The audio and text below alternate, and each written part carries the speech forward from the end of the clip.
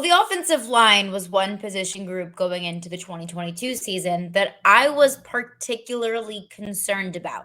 Now that we're getting into early signing period and the transfer portal is open, what does LSU need to do so we don't go into next season with the same concerns in the trenches? I'll get into that on today's edition of Locked on LSU. You are Locked on LSU, your daily podcast on the LSU Tigers. Part of the Locked On Podcast Network. Your team every day.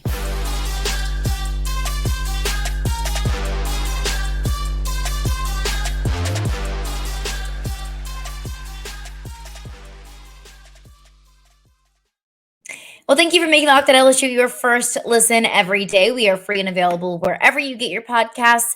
And of course, we are part of the Locked On Network, your team every day. And hey, check us out on YouTube as well. So you can listen to the podcast on your preferred podcast platform. That's totally great. But you can also watch the podcast as well. Just search Locked On YouTube in the search bar. My name is Caroline Fenton, and I am your host, as I am every day. I graduated from LSU. I've been covering LSU since 2016, and I'm now a sports talk radio host in Nashville, Tennessee. So a bunch of shakeup on the offensive line. I want to get into who's out, who's in next season.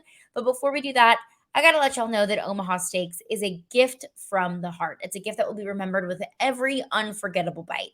So order with complete confidence today, knowing that you are ordering the very best. Visit omahasteaks.com. Use promo code LOCKED ON at checkout to get that extra $30 off your order. So a bunch of transfer portal updates, especially on the offensive line. And I think this is kind of interesting here because there have been 3 offensive line backups that have entered the transfer portal over the past week or so, maybe even the past few days.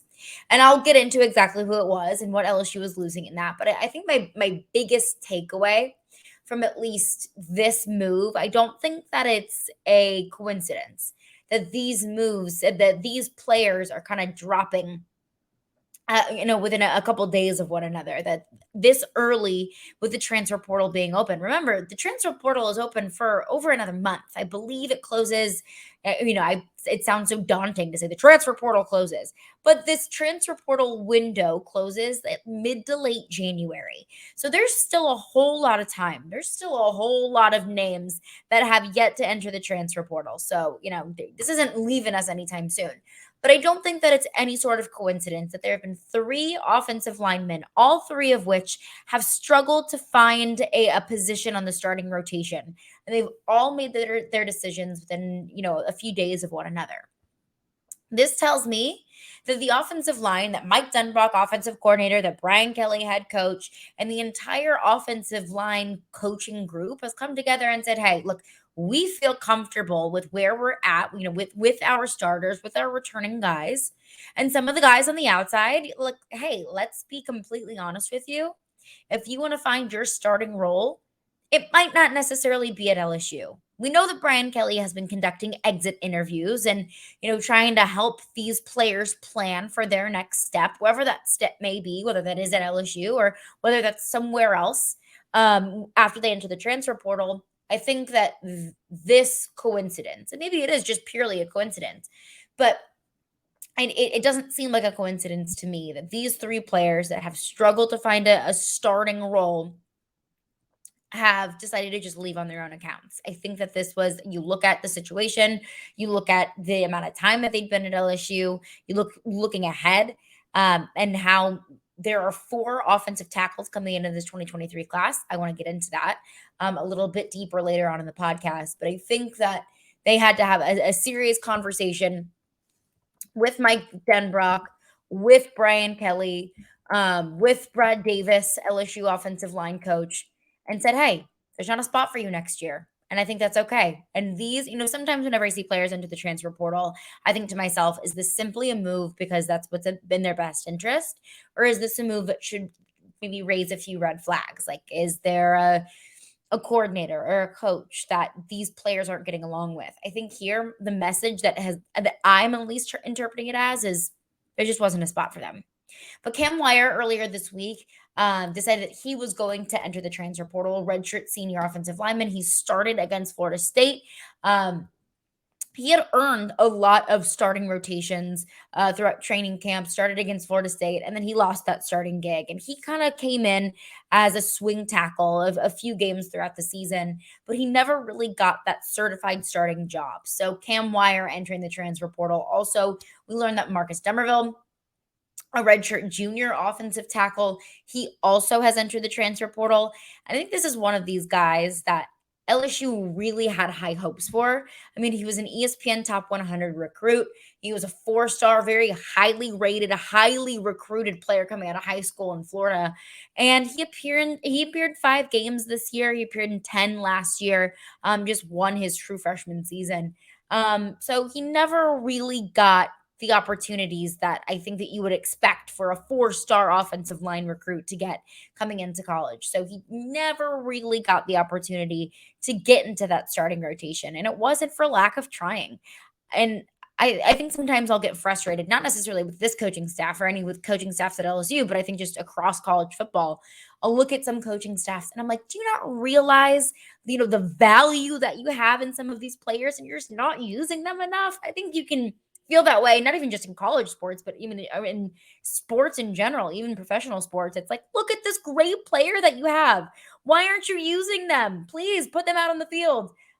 In this case, these players had the opportunity to win starting jobs. Cam Wire had a starting job, but lost those starting jobs. And you have to give those jobs to the best players that will give you the best opportunity to win. And then most recently, as of today, on Wednesday, Xavier Hill has entered the transfer portal. Another guy who never really got a ton of playing time. Another guy who never really cracked the starting rotation. But he redshirted in 2021. He started 2 games, McNeese and Central Michigan at left tackle. And then in this year against New Mexico, against Auburn, and then again, of course, against Tennessee, whenever Will Campbell was out with the flu. But never really saw a true path to starting, never really saw a true path to a larger role moving up in the future. So again, Cam Wire, Marcus Dumervil, Xavier Hill, all kind of, utility linemen that this coaching staff and even coaching staffs of the past have used as guards, have used on the left side, have used on the right side, has used on the outside at tackle, but never really proved themselves to make it to the starting rotation. So how does LSU replace those players? These were some, key depth pieces. Like I mentioned, Will Campbell got the flu. Xavier Hill comes in. You need those depth pieces, and you need to start creating more players that you develop as younger players, and then they become your starters. So how does LSU replace those parts? Let's look at the 2023 class coming up next. But before we do that, I want to tell you about Omaha Steaks. So a good friend of mine and her family, her family is like a second family to me. And so I wanted to send a really special gift, a nice gift, something that they were going to use, but not something that they already had. So I thought, okay, perfect. I will send them some Omaha steaks because they are absolutely delicious. I know that they're going to be able to enjoy them. And it's the perfect gift to somebody to say thank you or love you or to show your love around the holiday season. So Omaha Steaks has put together a delicious selection of various gift packages to make shopping for the ones that you love nice and easy. I know I love that. You love that too. So go to omahasteaks.com and take advantage of 50% off site-wide. Plus, use code LOCKEDON, one word, locked on at checkout to get an additional $40 off your order. Do not wait. Order today. Beat the shipping rush because I know we're getting down to the nitty-gritty. Only a couple weeks until Christmas. So go to omahasteaks.com. Use promo code LOCKEDON at checkout. Omaha Steaks is a gift from the heart, a gift that will be remembered with every unforgettable bite. Order with complete confidence today, knowing that you are ordering the very best. Visit omahasteaks.com. Take advantage of 50% off site-wide, plus use promo code LOCKED ON at checkout to get that extra $40 off your order. Minimum order may be required. Well, thank you for making Locked On LSU your first listen today. So for your second listen today, check out Locked On Sports Today. From the games that matter the most to the biggest stories in sports, go beyond the scoreboard and behind the scenes with local experts and insights that only Locked On can provide. Locked On Sports Today, available on this app, YouTube, and wherever you get your podcasts. So let's get into it. LSU lost three, depth offensive line pieces over the past week to the transfer portal. Cam Wire, Marcus Dumervil rather, and Xavier Hill all are entering the transfer portal. So who is coming into LSU next year to kind of fill those spots? Well, LSU has 4 offensive tackles currently in the 2023 class. Of course, the early signing period kicks off in just about a week. And on tomorrow's episode, we will meet with John Garcia Jr., recruiting insider for SI.com. We'll kind of get a peek behind the curtain of what we can expect in the 2023 season, who has yet to commit, who's high on LSU, who's committed to LSU that might still be looking around at other schools. We'll get into that with him on tomorrow's episode. But looking at 4 potential pieces that could fill in these offensive line spots, these depth pieces that need to be filled. LSU has 4 offensive tackles coming in the 2023 class. First and foremost, the highest rated recruit that LSU has in this class, a 5-star offensive tackle, a local kid out of Monroe, at Neville High School, Zalance Heard. Now, Zalance Heard, you might hear Neville, might ring a bell a little bit, Will Campbell's alma mater. So, if Will Campbell is any indication of the offensive tackles or even just offensive linemen that come out of Neville High School, sign me up. So Zalance Heard is in the 2023 class. Again, a 5-star offensive tackle. And Zalance Heard is massive, is truly, truly massive. And I remember it would go back to, this time last year, maybe, early in 2022, we heard from Will Campbell, who already was, when he classified early, already massive. And he had put on like 20 or 30 pounds in just his first few weeks and months on campus. So Zalance Heard coming in, I wouldn't be surprised if you start to see Zalance Heard get some starting nods, at least, in spring ball and in training camp. See what Zalance Heard can do. Will Campbell proved that he could do it. Emory Jones proved that he could do it as well. Is LSU going to be the new stomping grounds for true freshmen starting on the offensive line? We'll see. But if anyone can do it, if anyone has shown the ability in high school to kind of repeat the same success that we saw, from high school straight to college that Will Campbell did, Zalance Heard is the one. Also looking at the 4-star Georgia offensive tackle DJ Chester. He's coming in the 2023 class. And then offensive tackle Tyree Adams, another local kid out of St. Augustine, New Orleans. Tyree Adams visited this past weekend. Zalance Heard also visited this past weekend as well.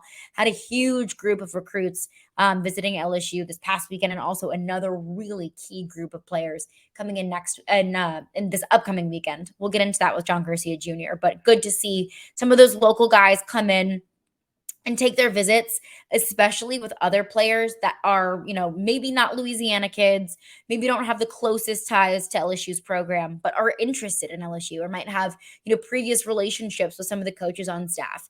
I think it's great to have these guys that are really firmly committed to come to LSU, like the local kids like a Zalance Heard or a Tyree Adams, Louisiana kids that have dreamed of coming to LSU all their lives. They are basically like your recruiters. They could be on the recruiting staff. You look at Tavion Galloway, for example, and if it's not a name that you're familiar with, he's a tight end coming into the 2024 class. If you follow him on Twitter, you will absolutely adore Tavion Galloway because he has been putting in that work. He's been working overtime trying to recruit for his 2024 class and trying to recruit for LSU. And that's a serious thing. You can be recruited by the coordinators and the coaches, and you can get wined and dined, and they can come to your house and they can visit your family. But whenever there's guys in your own class, your own age, that are really stoked about the program, guys that you're going to be graduating with, you're going to be playing with, that you're going to be, roommates with in the next few years, sometimes that hits a little bit harder. But also you got offensive tackle Paul Mubenga, a 3-star out of Georgia. I don't really know a ton about him, but it's just another depth piece and another guy that can come in and try to compete for some of those starting spots once they come in the spring and in the summertime. But I know we're focusing on an offensive lineman here. This is not an offensive lineman, but another name that I did absolutely want to bring up, and that is Jackson McGohan, who just committed to LSU on Tuesday. So Jackson McGohan is a name that I will bring up with John Garcia Jr. on tomorrow's episode. In full disclosure, recorded that on Tuesday before he did commit. So we are speaking in the future and potential, is Jackson McGohan going to commit to LSU? So if you listen to that on tomorrow's episode, just know that's what's happening there. He committed just a few hours later, but that's huge for this 2023 class. So just a little bit of a backstory there. Jackson McGohan is a kid from Ohio. He had previously committed to Cincinnati under Luke Fickell's staff. And then once Luke Fickell exited the program, Jackson McGowan reopened his recruitment. And so that kind of felt like a pretty natural marriage there. Mike Denbrock, former Cincinnati offensive coordinator, comes to LSU, a Cincinnati kid who says, I'm looking for a new place because the coaching staff that recruited me left. So I thought, okay, could Luke Fickell go to Wisconsin and try and bring Jackson McGowan in? But Mike Denbrock and Brian Kelly ultimately got Jackson McGowan to come in, a tight end prospect, and that's one position group that I've mentioned on the podcast before, that they needed some tight end depth, especially since Cole Taylor entered the transfer portal. You're looking at Mason Taylor, a guy who made huge impact in his freshman season, but you just need more depth. And you just need a few more guys there that can make plays at the tight end position, especially with a coaching staff that places so much importance on the tight end position, especially a coaching staff that has historically had so much success utilizing tight ends in the run and pass game, not just using tight ends as a pure blocking scheme, which is, I think, what we've seen LSU tight ends do in the past, or former coaching staffs, how they've used tight ends in the past, but really, truly using tight ends in the passing game and using them in a very creative way. If anyone can do it, it's Brian Kelly and Mike Denbrock. So huge. Jackson McGowan, former Cincinnati commit, a kid out of Ohio who had just committed to LSU yesterday. But it is a Mailbag Wednesday.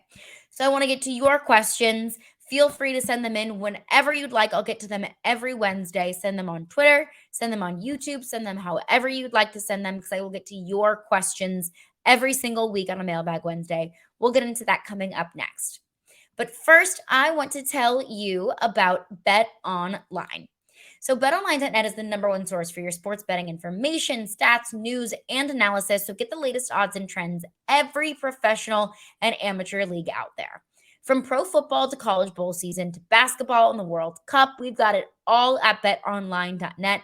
I love betting on college bowl games, and those will start up this weekend. So whether that's, an Idaho Potato Bowl or Duke's Mayo Bowl, there's always crazy things that are happening. So if you need to keep yourself updated with some of the news and the opt-outs, but also play some money on the games, betonline.net is the place to do that.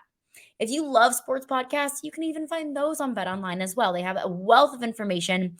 Plus, it's fast and it's easy. It's the fastest and easiest way to get your betting information. So head to the website today or use your mobile device to learn more. BetOnline, where the game starts. Okay, here we go. A Mailbag Wednesday. I haven't done this in a while, but I wanted to get back into it because I feel like now that at least the regular season is behind us and there are so many questions about the transfer portal and recruiting and the bowl game. What does 2023 look like? We're heading into the basketball season, heading into the baseball season. You'll probably have a whole lot of questions. So we're getting back into a Mailbag Wednesday every single week. Get those questions in. The first question that I had come in was, should LSU target a wide receiver in the transfer portal? Should wide receiver be a position of emphasis for LSU? My first instinct is no. But I could be wrong. Sometimes I think that recruiting through the transfer portal, or even, recruiting the good old-fashioned way at a high school, sometimes when you have a really rich and stacked room for a certain position, continuing to recruit for that position could do more harm than good. It's so easy to enter the transfer portal. All you have to do is say, I'm out, and then you're out, and you can get a better opportunity elsewhere. Maybe not even a better opportunity elsewhere. But I look at this wide receiver room. I believe that Jack Besh decided to transfer after Kayshon Boutte entered the transfer portal. I don't know if that's fact. I haven't talked to Jack Besh about it, but the timing seemed to lend itself to that belief that Kayshon Boutte decided to come back to LSU for his senior year. Jack Besh is thinking, look, I've really struggled with injury this year. I've fallen down in the depth chart, and now Kayshon's back. I'm going to be pushed down even more. I'll get a better opportunity to play somewhere else. And I don't blame Jack Besh in the slightest. I'll always say this. I'll always reiterate this. I will never blame a player for entering the transfer portal if there's a better opportunity for them elsewhere. But I think that this, you look at this wide receiver room, you've got Kayshon Boutte, of course, Jerry Jenkins entering the NFL draft, but you got Malik Neighbors coming back. You've got Brian Thomas coming back. I think there's a lot of talent coming back and then also coming. You got Shelton Sampson coming in this class, and you've got 3 really talented wide receivers in this 2023 class. So where it stands right now, if barring any other current LSU players, LSU wide receivers entering the transfer portal, I tend to think that maybe not. They might not need to target a wide receiver in the transfer portal. Second question, best quarterback situation for LSU. So on an earlier podcast, I mentioned how all of the different scenarios for LSU's quarterback situation in 2023, and that all depended on Jaden Daniels coming back or not. I think the best quarterback situation for LSU next year is if Jaden Daniels comes back. I really do think so. And maybe I'm completely off base here. Maybe I'm not giving Garrett Nussmeier enough credit. I loved what I saw from Garrett Nussmeier against Georgia. I really did. It was fun watching him. But for me right now, Jaden Daniels is the known commodity. And no, he's not the flashiest quarterback. No, he's not Bryce Young. No, I don't think that he's going to be a Heisman caliber quarterback moving on in the future. But Jaden Daniels, I think, is a safe bet. I'm somebody I like to go with a safe bet. I don't like change. And I think Garrett Nussmeier is such a wild card of, his ability that he can have the highest of highs, but also have some pretty low lows. Garrett Nussmeier has a higher ceiling than Jaden Daniels, but I also think that he has a lower floor. And maybe that means Garrett Nussmeier transfers next year. Or if Jaden Daniels comes back, it means that Garrett Nussmeier will enter the transfer portal after the spring. Maybe that's the truth. And maybe that's worse off for LSU. But where it stands right now, I got to think the best quarterback situation is the guy who's been starting for you. I got to think the best quarterback situation is a guy who's already spent a year starting at LSU with 3 years of starting experience before that and already has a year of development in the system. But that's going to do it for me today. Thank you for being locked on LSU, your first listen. For your next listen, check out the Locked On Sports Today podcast. It's the biggest stories of the day, plus instant reactions, big game recaps, and the take of the day. Available on the Odyssey app, YouTube, and wherever you get your podcasts.